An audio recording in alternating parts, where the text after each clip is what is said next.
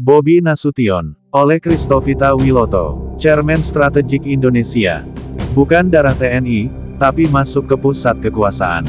Ketika publik berspekulasi bahwa Bobi Nasution, menantu Presiden Joko Widodo, dibesarkan oleh keluarga militer, kita wajib meluruskan fakta, ayahnya, almarhum Erwin Nasution, bukan anggota TNI.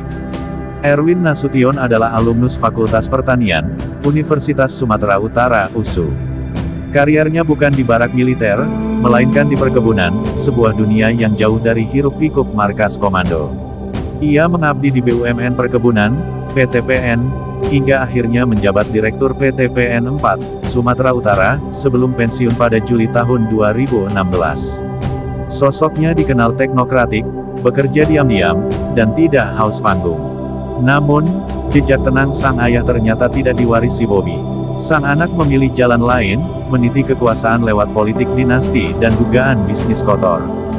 Dari menantu presiden ketuan lahan di Medan, Bobi Nasution mulai dikenal publik bukan karena prestasi akademik atau kepemimpinan sosial, melainkan karena status sebagai menantu Jokowi.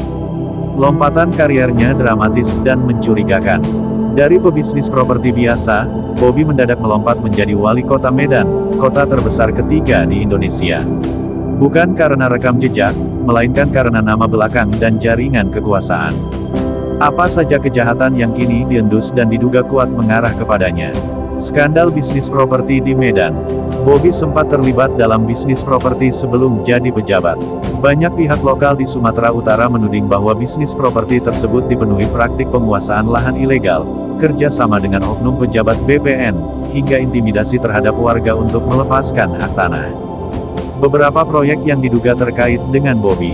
Penguasaan lahan strategis milik negara yang kemudian dikonversi untuk properti mewah. Kemitraan gelap dengan mafia tanah Medan, memuluskan pelepasan hak milik atas nama proyek pemerintah. Intervensi dalam pengadaan barang dan jasa. Sejak menjabat wali kota Medan, Bobi terindikasi mengendalikan proyek pengadaan lewat kelompok usaha yang terafiliasi secara diam-diam. Hal ini terjadi lewat pengondisian tender pengadaan alat kesehatan dan alat berat saat pandemi. Proyek Dinas PUPR Medan yang sebagian besar dimenangkan perusahaan-perusahaan titipan. Penyertaan nama kerabat dan kroni dalam proyek revitalisasi pasar, jalan lingkungan, dan trotoar. Beberapa laporan investigasi jurnalis lokal menunjukkan bahwa kontraktor yang menang tender proyek-proyek besar Pemko Medan, berkaitan langsung dengan kelompok bisnis keluarga Nasution. Dugaan penyalahgunaan dana hibah dan CSR. Dalam berbagai kesempatan, Bobi kerap menampilkan wajah ramah investor.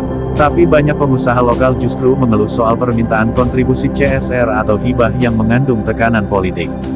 Banyak yang takut bersuara, tapi informasi bocor dari staf internal Pemko Medan dan beberapa pelaku usaha. Bentuk kejahatan ini mencakup pemaksaan donasi ke yayasan tertentu yang dikuasai orang dekat Bobi.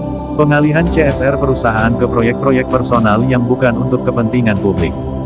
Dugaan keterlibatan dalam penyelundupan 5,3 juta ton biji nikel ke China. Ini adalah skandal besar nasional. Sejak 2023 hingga awal 2025, Indonesia diduga kehilangan miliaran dolar karena ekspor ilegal biji nikel ke China. Dalam penyelidikan internal Kementerian ESDM dan laporan intelijen fiskal, nama Bobi Nasution dan Airlangga Hartarto muncul dalam jaringan. Keterlibatan Bobi diduga dalam bentuk pemberian fasilitas pelabuhan dan jalur logistik di Sumatera Utara kepada eksportir ilegal. Komunikasi dengan oknum bea cukai dan aparat untuk memuluskan pengapalan nikel tanpa dokumentasi resmi. Hubungan bisnis antara Bobi dengan perusahaan ekspor nikel yang berkantor di Medan dan Batam. Dokumen pergerakan kargo yang bocor dari sistem internal Pelindo, menunjukkan beberapa rute ekspor nikel liar, berasal dari wilayah administratif yang berada di bawah otoritas Pemko Medan. Ini bukan tuduhan kosong, tapi berdasarkan temuan awal investigasi lintas kementerian dan lembaga penegak hukum. Dugaan intervensi hukum lewat kejaksaan dan Polri daerah.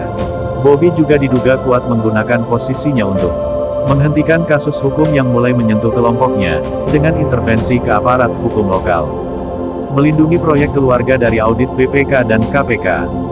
Menekan media lokal agar tidak memberitakan skandal keluarganya, termasuk kasus yang menyentuh saudara-saudaranya. Sumber dari lingkungan Kejaksaan Tinggi Sumut menyebutkan bahwa ada tekanan langsung dari lingkaran keluarga Bobi agar beberapa penyelidikan aset dan proyek dibekukan tanpa alasan prosedural. Bukan sekadar masalah Medan, tapi masalah nasional. Apa yang dilakukan Bobi tidak bisa lagi disebut sebagai masalah daerah. Ini adalah potret kecil bagaimana kekuasaan dikuasai oleh anak-anak penguasa untuk menciptakan dinasti, menjara anggaran, dan mengontrol sistem hukum demi keuntungan pribadi. Bobi adalah simbol dari kolapsnya sistem meritokrasi dan penegakan hukum. Ia naik bukan karena prestasi, tapi karena perkawinan politik. Ia memimpin bukan karena visi, tapi karena koneksi. Dan lebih dari itu, ia tidak bekerja untuk rakyat Medan, tapi untuk dirinya dan jaringannya. Saatnya diperiksa, diadili, dan dipisahkan dari kekuasaan. Tidak ada tempat bagi kekuasaan korup dalam republik ini. Bobi harus diperiksa secara menyeluruh, tidak hanya oleh KPK dan Kejaksaan Agung, tapi juga oleh rakyat sendiri melalui pengawasan dan tekanan publik.